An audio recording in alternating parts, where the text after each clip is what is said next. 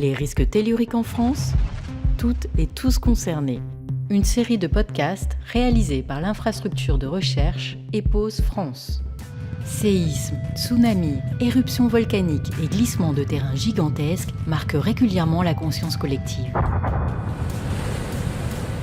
La France est relativement épargnée par les événements majeurs, mais elle a été et reste à la merci de phénomènes telluriques dont les effets peuvent être destructeurs en métropole et outre-mer. Ce podcast donne la parole aux scientifiques qui œuvrent à mieux comprendre ces menaces. Aujourd'hui, nous recevons Ludmila Provost, sismologue au Bureau d'évaluation des risques sismiques de l'IRSN, l'Institut de radioprotection et de sûreté nucléaire. En quoi consiste l'étude de la sismicité historique ?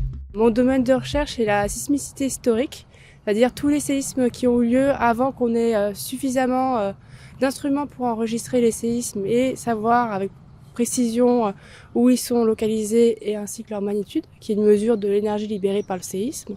Donc en France, cette période qu'on appelle sismicité historique commence avant les années 70. Quel type d'informations recueillez-vous et en quoi sont-elles utiles aujourd'hui ?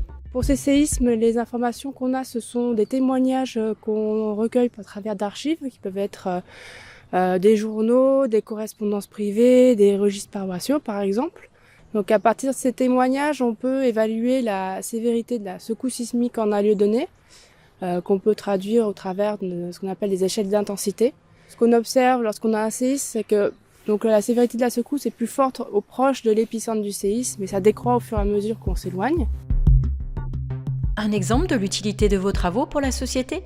Donc la connaissance de la sismicité historique est un des ingrédients pour le calcul d'aléas sismiques qui permettent de créer la carte d'aléas sismiques en France, qui est une des composantes des règles de construction parasismique.